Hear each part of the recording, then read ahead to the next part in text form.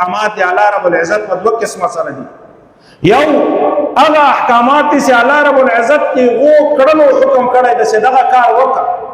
لمونځ وکړه مسلمانه، زکات ورکړه مسلمانه، روزه ونیسه د روزې په میاشت کې، حج در باندې لازم د حج وکړه، د مور پلار خدمت وکړه، د ګاونډي سره بهترین سلوک وکړه، اهل او عیال د جهنم نه اور نه وساته.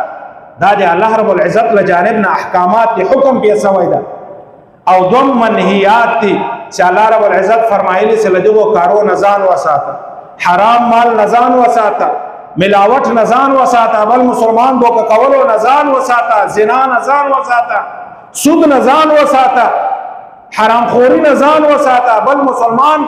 مال نه ځان وساته، په ناجایزه طریقه باندې یتیم مال نه ځان وساته. نو دا دی الله رب العزت له جانب نه حکم د چې له دغو نه ځان وساته. هغه کارونه چې د الله رب العزت له جانب نه حکم سوی چې دا کار وکړه دې ته اسلام یایي. کوم انسان چې د اسلام مسلمان والے دعوه لري او هغه کارونه کوي هغه حقیقي مسلمان هغه چاته ویل کیږي چې هغه کارونه کوي چې الله رب العزت د جانب نه حکم سوی چې دا کارونه وکړه دې ته مسلم یایي. او متقی انسان هغه چاته ویل کیږي چې د کومو کارونه الله رب العزت منع فرمایلی ده چې دا کارونه مکه دې ته تقوا یایي. کوم انسان چې له هغه نه ځان ساتي دې انسان ته متقی یایي. نو ټول احکامات الله رب العزت په دوه قسمه سره دي. یو مأمورات دي چې کومو کارو حکم الله رب العزت کړی،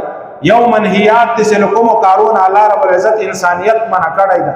کچېرې انسانیت په دغو دوو کارو باندې عمل وکړي، هغه کارونه چې الله رب العزت له جانب نه حکم سوی وکړي، او هغه کارونه چې د کومو کارو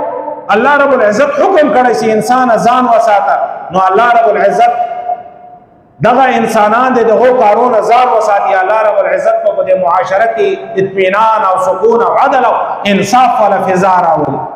کچېرې په دغه دوه کارو باندې انسان په دغه دوه کارو کې ملاوټ او دوکه شروع، هغه احکامات چې حکم یې سوی چې دا کار وکړه په هغو احکاماتو کې دو نمبري شروع کې ګډوډ صحیح طریقه سره نه، او هغه کارونه چې الله رب العزت منع کړی دی په هغو کې ګډوډوالی کې دوکه او فریب سره هغه کارو باندې نوم بدل کی بل نوم ورته کېږدي، نو الله رب العزت په دې معاشره کې فساد راولي. دغه معاشره کې به الله رب العزت بې اطمیناني راولي. لکه نن سبا چې بې اطمیناني معاشره کې هر قسمه فساد، قتل او قتال، دوکه‌بازي، ډاکې وهل کېږي، باوجود د دې نه چې د دنیا